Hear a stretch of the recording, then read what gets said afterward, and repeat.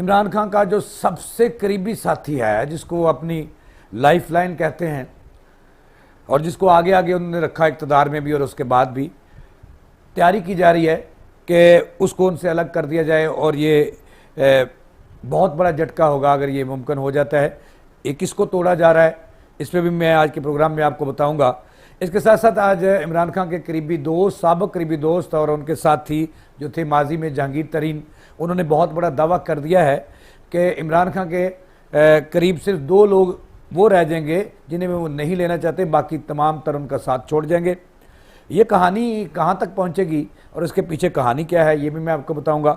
और ये भी आज मैंने आपको बताना है कि टक्कर के लोग, इमरान खान ने अपने साथियों को और ख़ुद को टक्कर के लोग, और इमरान रियाज खान ने कहा था कि ये पहली दफ़ा टक्कर के लोग उन्हें मिले हैं और ये टक्कर के लोग रेत की दीवार साबित हो रहे हैं।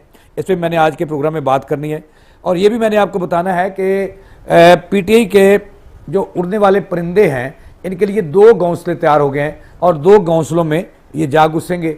इस पर भी मैंने आज के प्रोग्राम में बात करनी है। और सबसे बड़ी बात जो आपको बतानी है ये कि असद उमर जो सेक्रेटरी जनरल रह चुके हैं पीटीआई के, वो भी उड़ने के लिए तैयार हैं। ढाला जेल से उनकी रिहाई अभी चंद लम्हों में होने वाली है और इसके बाद किस किस ने बाहर आना है और किस किस ने जाना है और किस किस जमात में जाना है, ये टक्कर के लोगों की कहानी आज के प्रोग्राम में मैं आपको बताऊंगा।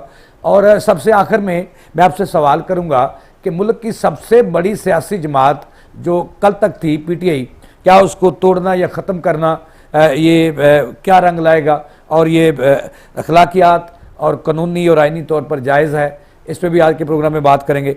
तो नाज़रीन, टक्कर के लोग पीटीआई के एक सहाफ़ी था इमरान रियाज खान, जो आज पता नहीं कहाँ है, उसने इमरान खान की मौजूदगी में कई तकरीरें की जिन्हें उन्होंने ललकारा उन अदारों को जिन पे इन्होंने 9 मई को दावा बोला, गिरौ जलो किया, आग लगाई, जिना हाउस को जलाया।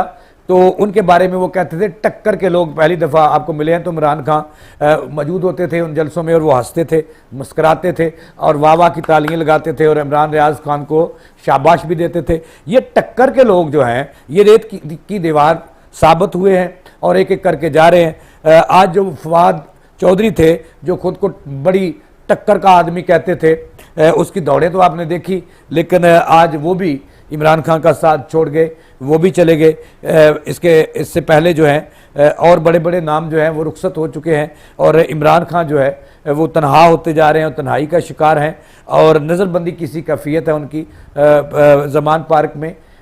तो जो बात आपको बतानी है कि वो ये है कि इस वक्त फैसला हो गया है। आपको खबर दे रहा हूँ, बहुत बड़ी ब्रेकिंग न्यूज़ दे रहा हूँ आज के प्रोग्राम में कि एक तो असद उमर जो हैं वो इस शर्त पर रिहा हुए हैं और उन्होंने भी हार मान ली है और उन्होंने भी इमरान खान का और पीटीआई का साथ छोड़ने का फैसला कर लिया। यही वजह है कि आज ढाला जेल से उन्हें रिहाई मिली है और परवाना मिल चुका है ढाला जेल रावलपिंडी की इंतज़ामिया को। कहा जाता है कि इनकी रिहाई में उनके जो बड़े भाई हैं, जो गवर्नर सिंध भी रह चुके हैं, नवाज शरीफ के करीबी साथी हैं और नून लीग से तल्लक है, ज़ुबैर साहब, जिनकी वीडियोस भी मंजर आम पर आई थी, वो भी आपने देखी, मुलाजा की। तो उनकी रिहाई में और उनको कायल करने में उनके भाई का भी बड़ा हाथ है और 2-3 शख्सियात हैं कि वो भी इमरान खान का जो साथ छोड़ने वाले हैं। अच्छा, इसके बाद जो है बारी आती है जो सेंट्रल पंजाब की सदर हैं यास्मीन राशिद, उनके लिए एक शरीफुन्नफ्स जो सेक्रेटरी सेहत थे अहमद जवाद काजी साहब, उनको 73 दिन की रुखसत पर रवाना किया गया, जबरी रुखसत दी गई। वो बीबी फिर जो है अस्पताल में दाखिल हो गई हैं। कहा जा रहा है कि उन पे भी जो है वो ग्रीन सिग्नल है और इसके अलावा एजाज चौधरी साहब, उनका नाम भी छोड़ने वालों में शामिल है। और इसके साथ साथ जो है मियाँ महमूद और रशीद साहब, वो भी लाइन में हैं, पाइपलाइन में हैं। इसके साथ फ़रक हबीब साहब पाइपलाइन में हैं, हमाद अजहर साहब जो हैं वो भी जो है पाइपलाइन में हैं और इस तरह के कई नाम हैं। और अब तो मामला जो है वो डिविजनल सदूर और सेक्रेटरी जनरल और डिस्ट्रिक्ट सदूर तक चला गया है और फिर टाउन और फिर उसके बाद यूनियन काउंसिल और फिर रहेगा नाम अल्लाह का। पीटीआई का नामो निशान जो है वो मिटाने के लिए हिकमत अमली जो तय है और तैयार है, उस पर अमल हो रहा है।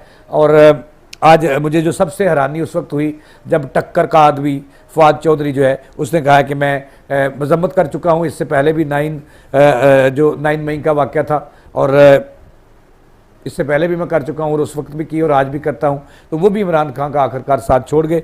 अब जो खबर की तरफ मैंने जाना है वो है कि इमरान खान को बड़ा दचका कहाँ से देने का फैसला किया गया है, यानी कि उनकी कमर तोड़ने का। उनकी ज़िंदगी जो है उसके बाद जो है मेरा नहीं ख्याल कि वो खाली खाली हो जाएंगे और उनकी ज़िंदगी का अहम तरीन जो साथी है वो जो है वो उससे अलग हो रहा है और किया जा रहा है और उसकी तैयारी हो चुकी है, क्योंकि अहम जो हुकूमत और हुकूमती अदारे हैं उनके करीब एक यही है कि इमरान खान, बहुत सारे लोग अगर ना भी छोड़ें तो गुजारा हो सकता है, एक बंदा अगर उन्हें छोड़ देगा तो फिर उसकी कमर टूट जाएगी और उन्हें बड़ा झटका लगेगा और उसके बाद शायद वो अपना ज़हनी तवाज़न जो है वो बरकरार ना रख सकें। ये चहमगोइयाँ जो हैं हो रही हैं और शहर के अंदर ये बातें भी हो रही हैं कि अब सबसे बड़ा झटका उन्हें कहाँ दिया जा रहा है, ये आज के प्रोग्राम में मैं आपको बताऊंगा, मेरे साथ रहिएगा।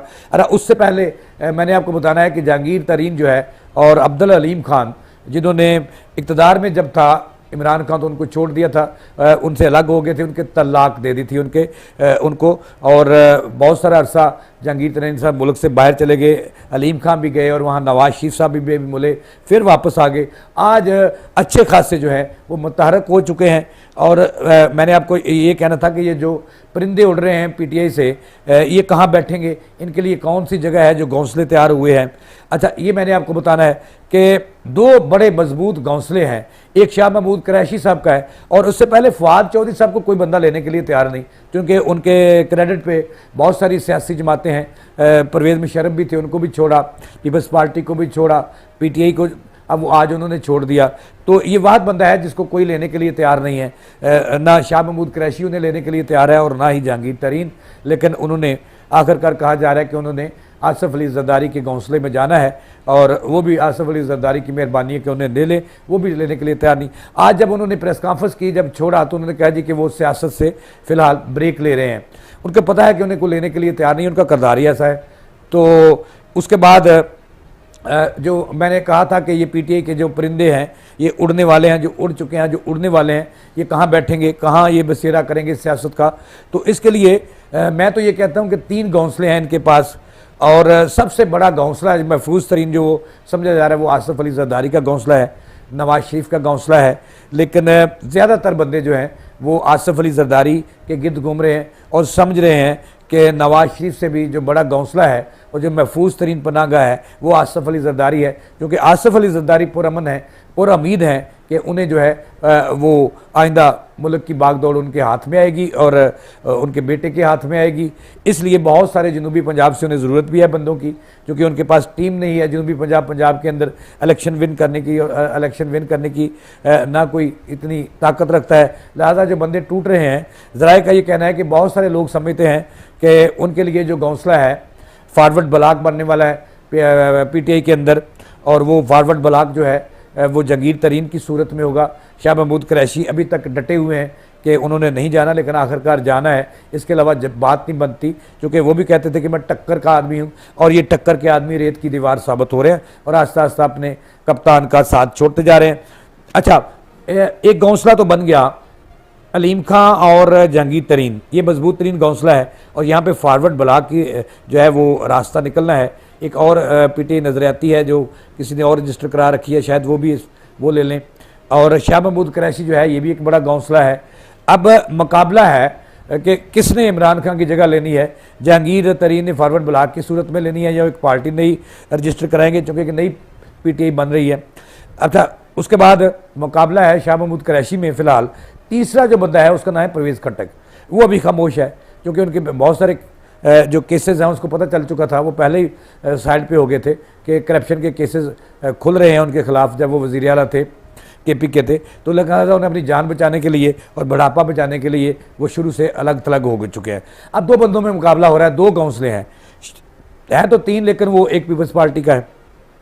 अब शाह महमूद कुरैशी साहब अभी तक तो डटे हुए हैं, लेकिन उनका ये मुकाबला ये था कि जहांगीर तरीन उनकी सपोर्ट करे और उनका अमाम माने, उनको अपना अमाम मान ले, तो वो जो है वो फॉरवर्ड ब्लॉक बनाने के लिए तैयार हैं। लेकिन जहांगीर तरीन ने उनकी अमामत कबूल करने से साफ इनकार किया, लिहाजा अब थोड़ा सा जहांगीर तरीन जो है वो ग्रुप जो खासा मुतहरक हो गया है और उसमें जो है वो कोशिश कर रहे हैं कि जो है वो शाह महमूद कुरैशी अंदर ही रहें और वो सारी की सारी जो पीटीआई उसको कैप्चर कर जाएं और इमरान खान का खिला जो है वो पूरा करें।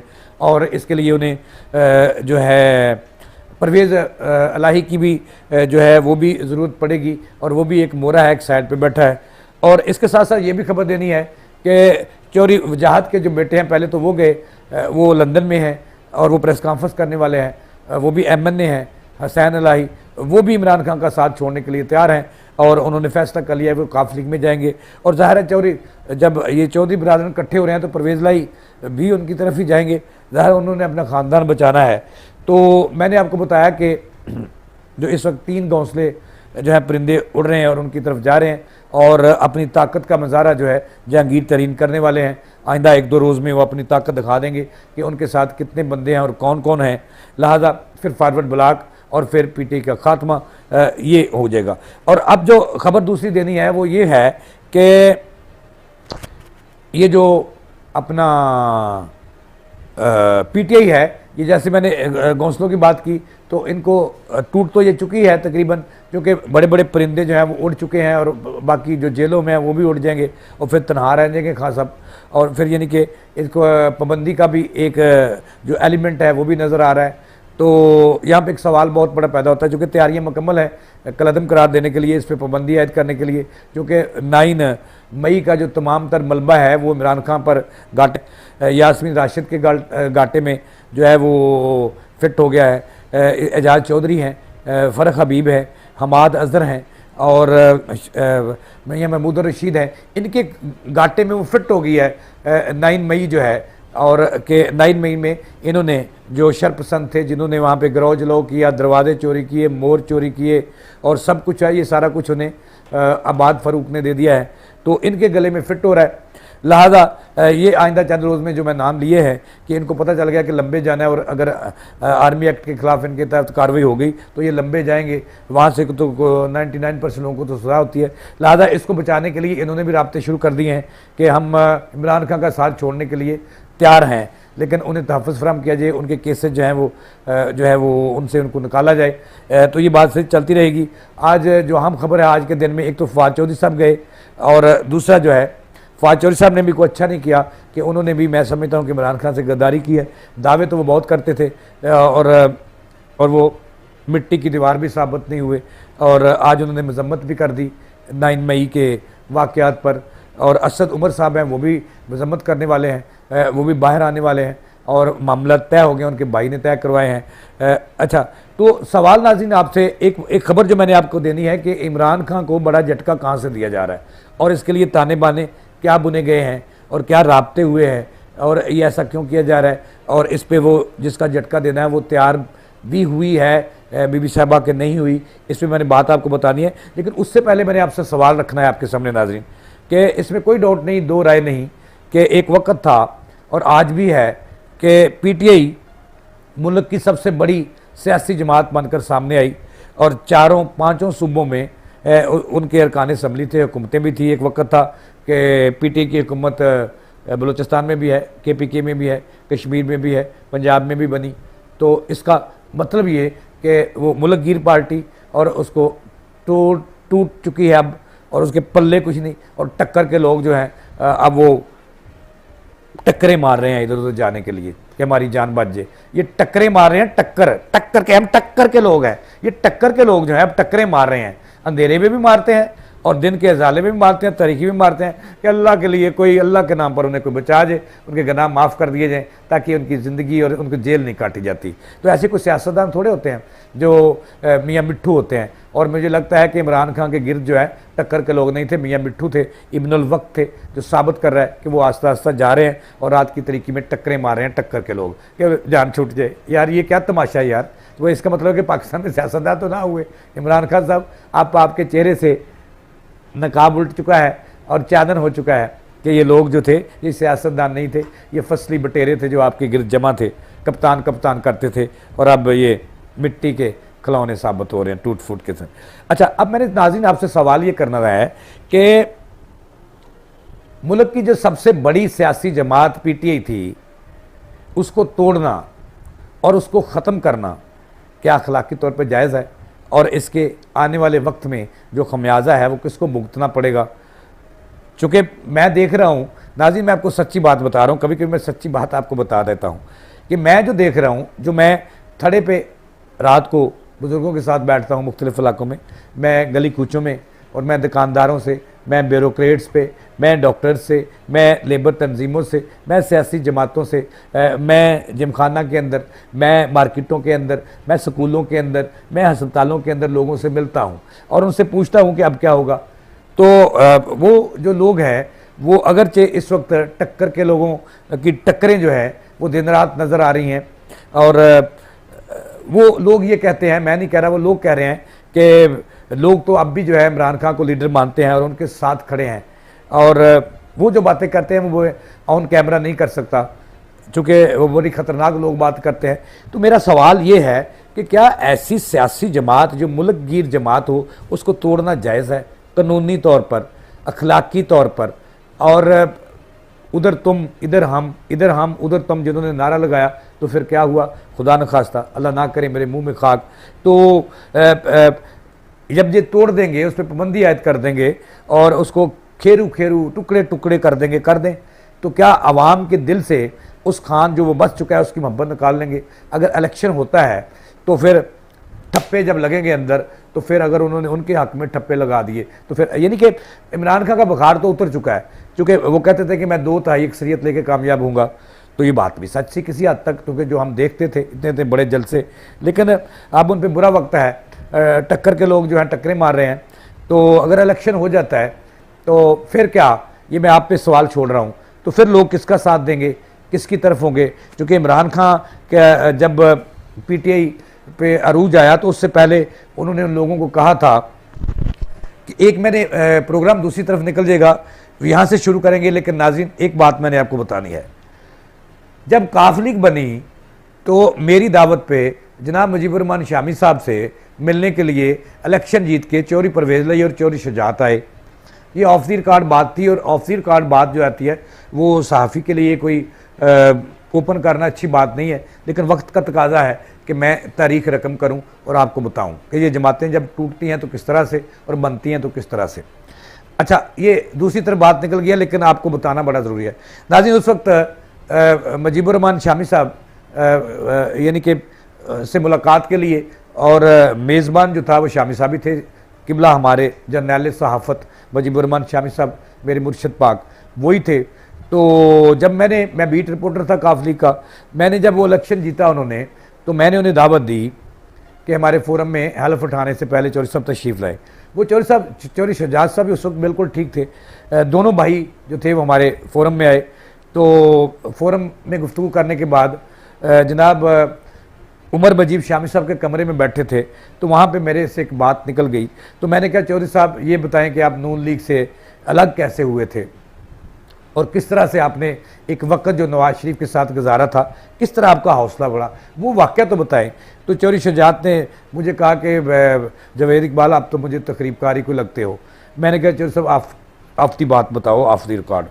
तो उन्होंने कहा, जी ऑफ द रिकॉर्ड क्या है कि जब मियाँ अज़हर जो थे, जो काफ लीग के पहले सदर बनाए गए थे, जब वो नाकाम हुए और नताइज ना दे सके, तो मैंने उन दोस्तों से कहा कि उन दोस्तों ने हमें एक रात शाम को परवेज़ इलाही साहब को बुलाया, और परवेज़ इलाही साहब मेरे मुलाकात के लिए मेरी तरफ आए। ये मैं तारीख रकम करता हूँ कि पार्टियाँ कैसे टूटती हैं और कैसे बनती हैं नई पार्टियाँ, और कैसे इक़्तिदार मिलते हैं।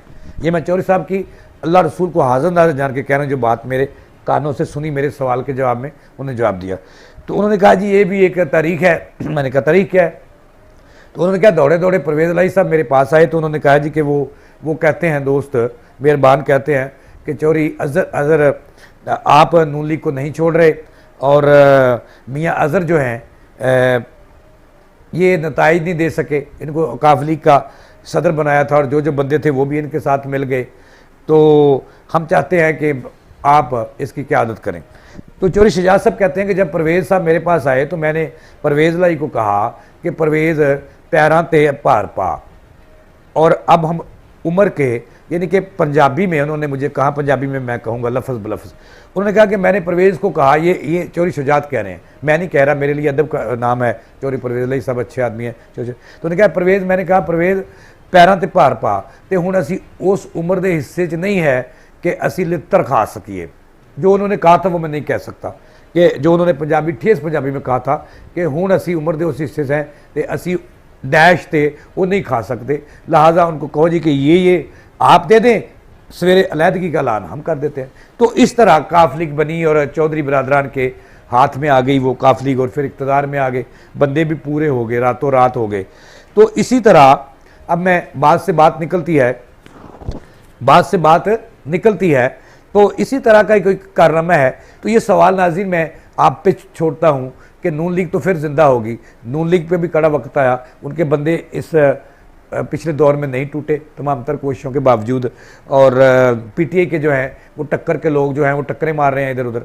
अच्छा, अब जो हमने बात करनी थी, सवाल आप पे छोड़ा था कि क्या नताइज निकलेंगे, क्या जो आवाम है ये उसका साथ छोड़ देंगे। इसके लिए वो दोस्तों ने तो कर दिया, लेकिन अब हुकूमत को डिलीवर करना था, लोगों की राय तब्दील करने के लिए, उनका वोट हासिल करने के लिए, उनकी हमदर्दियाँ हट करने के लिए। जनाब आर्मी चीफ साहब, यानी कि पूरा कौम जो है वो आपके साथ खड़ी है, और आप हमारा असासा हैं, और पाकिस्तान की सालमियत और पाकिस्तान का दफ़ा और पाकिस्तान की मजबूती तभी मजबूत होगी, एक तो पार्लियामेंट मजबूत होगी और दूसरी फ़ौज पाकिस्तान जो है मजबूत होगी। तो इसी पूरी कौम आपके साथ खड़ी है, सलूट कर रही है। इमरान खान ने जो किया ये बहुत बुरा किया, अगर उन्होंने करवाया तो बहुत बुरा किया है ये, चूँकि मैंने तो पहले प्रोग्राम में ये कहा था कि इमरान खान ने वो कुछ कर दिया जो इंडिया 75 सालों में नहीं कर सका, और अब उसके नतायज जो है टक्कर के लोग रेत की दीवार साबित हो रहे हैं। यही वजह है, अगर इमरान खान ये ना करते और पुरअमन एहतजाज करते और जनाब सड़कों पे बैठ जाते, पुरअमन एहतजाज उनका राइट था, तो ये आज उन्हें दिन जो है वो देखना ना पड़ता। तो ये नाज़रीन आप पे सवाल छोड़ना है कि इसके नतायज अवाम का किस तरह से हमदर्दियाँ लेगी हुकूमत, क्योंकि सियासतदान है, 13 जमातें इकट्ठी हैं, नहीं ले सकती, इसलिए नहीं ले सकती कि इन्होंने डिलीवर ही नहीं किया। अब इमरान खान ने 3.5 साल गुजारे। नाज़रीन खबर मैंने आपको देनी है कि अब इमरान खान को किस तरह से बड़ा झटका दिया जा रहा है और किसको तोड़ा जा रहा है, और जहांगीर तरीन ने यह भी कह दिया कि 2 बंदे रह जाएंगे। अब 2 बंदे मैं आपको बताऊंगा कि वो बंदे कौन है। अच्छा, अब जो मैं बात कर रहा हूं, बात यह है कि डिलीवर हुकूमत ने करना है, अदारे नहीं करते, अदारे दफा करते हैं मुल्क का भी और इन सियासी जमातों का भी, जो उन्होंने कर दिया अच्छे तरीके से। अब जो हुकूमत है, 13 जमातें मिलकर भी, अगर मैं सच्ची बात कहूं तो एक टैडी पैसे की तब्दीली नहीं ला सके। शहबाज शरीफ, आसिफ अली जरदारी, मौलाना फजल रहमान, मरियम नवाज, मरियम औरंगजेब, राना तनवीर और पूरी की पूरी हुकूमत, अगर मैं सच्ची बात कहूं तो अवाम मुतनफ़र हैं आज भी।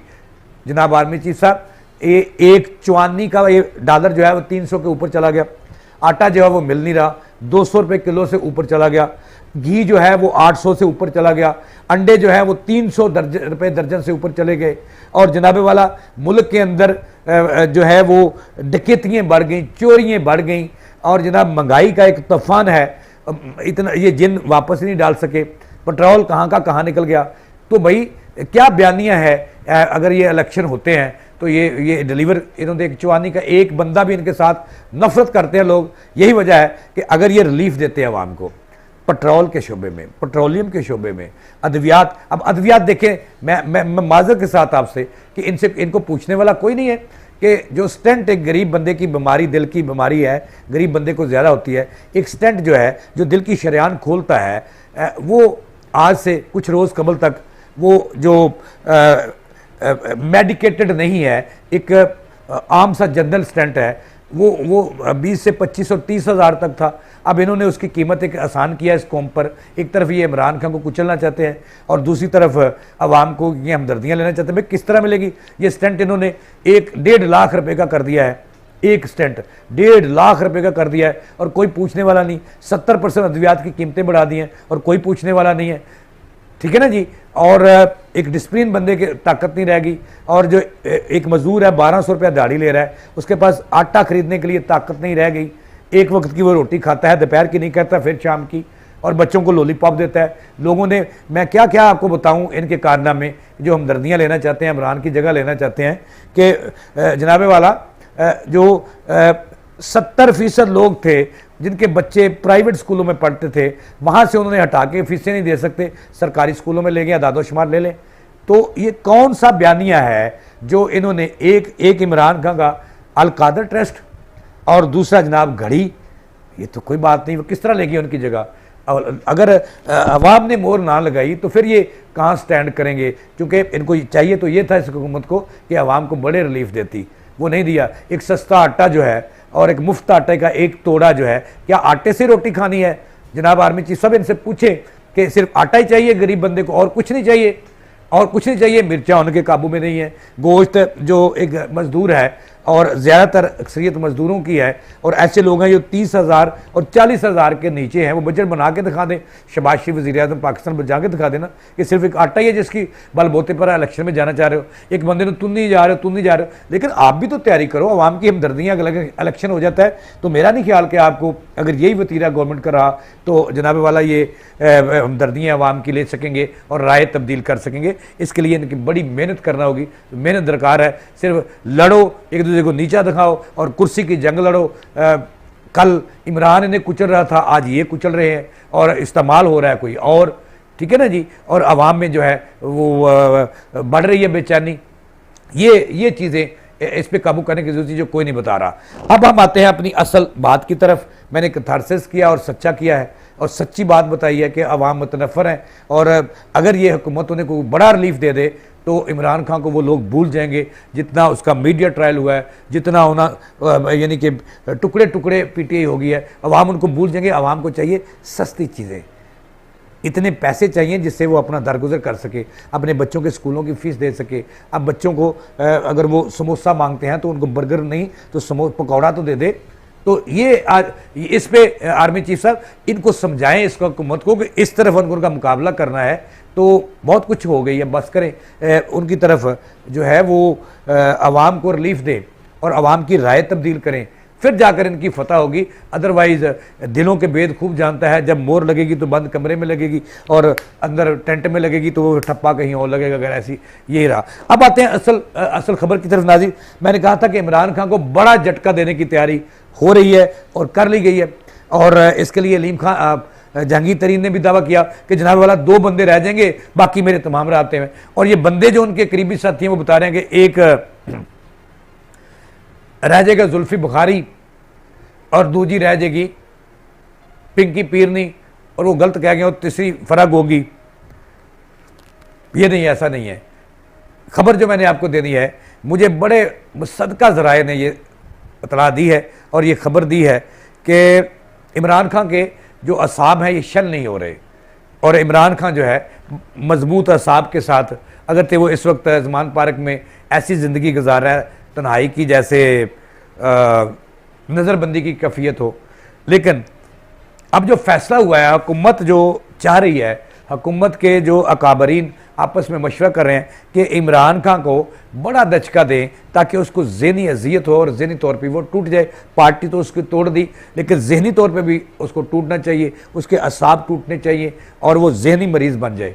इसके लिए जो इन्होंने फार्मूला दिया वो ये है कि पिंकी पीरनी को तोड़ लिया जाए, और पिंकी पीरनी अगर उनका साथ छोड़ देती है तो इमरान खान अपनी मौत आप मर जाएंगे। तो वो ये सदमा बर्दाश्त नहीं कर पाएंगे और फिर वो ज़हनी मरीज़ बन जाएंगे और उनकी कैफियत जो है एक दीवानों की सी हो जाएगी। लिहाजा हमारे ज़राए का ये कहना है कि पिंकी पीरनी जो है इनको पैगाम मिल चुका है और उनके जो केसेस हैं वो बनाने में तेज़ी आने वाली है, और पहले भी वो नैब भुगत चुकी है। एंटी करप्शन में भी उनके खिलाफ केसेस हैं, FIA भी उन्हें तलब कर रही है। लिहाजा ज़राए का ये दावा है कि हुकूमत ने तजवीज़ दी है अपने बड़ों को कि अगर इमरान खान को ज़हनी मरीज़ बनाना है और उन्हें तोड़ना है, उनके असाब शल करने हैं, तो इसके लिए एक ही तरीका है कि जनाब वाला पिंकी पीरनी जो है उनसे अलग कर दी जाए। और पिंकी पीरनी को पैगाम मिल चुका है और ज़राए का कहना है कि वो अपने साबिक़ शोहर अता मानका की तरफ नहीं जाएगी, उनके और बहुत सारे ठिकाने बन चुके हैं और इस पर काम शुरू हो गया है कि पिंकी पीरनी को अड़ा दिया जाए एक बड़े कबूतर की तरह, एक बड़े जानवर की तरह, और इमरान खान को इसका बड़ा दचका दिया जाए। ज़राए का ये दावा है कि आइंदा 2-4 दिनों में जो है वो इस परिंदे को भी अड़ाने की तमाम तर तैयारियां जो है वो मुकम्मल हो चुकी हैं, और पिंकी पीरनी इस पर उसके करीबी ज़राए का कहना है कि 50% राज़ी हो चुकी है। बाकी 50% जो है वो आइंदा दिनों में अज़ियत आएगी, पेशी होगी, ये वो तो वो भी उससे बागी हो जाएगी इमरान खान से, और फिर इमरान खान जो है वो अकेले, और फिर अकेला जो है तन्हाई जो होती है, और महबूब अगर अलग हो जाए तो फिर उसकी क्या हालत होती है। ये जिन्होंने मोहब्बत किया, इमरान खान साहब ने पिंकी पीरनी से मोहब्बत किया, अगरचे उनके तवीज़ों के लिए और उनके दावे थे पिंकी पीरनी के कि जब तक मैं आपके साथ हूँ, दुआएं करती हूँ, चिल्ले काटती हूँ, आपको घबराने की ज़रूरत नहीं है। इसीलिए इमरान खान साहब कहते थे कि घबराना नहीं है पूरी कौम को। तो मैं डट के खड़ा हूँ, लिहाजा इस प्लान पे काम शुरू हो गया है और आइंदा दिनों में इसका रिजल्ट आने वाला है, ताकि इमरान खान हो जाए तनहा और उनके असाब शैल हो जाए। इसके साथ ही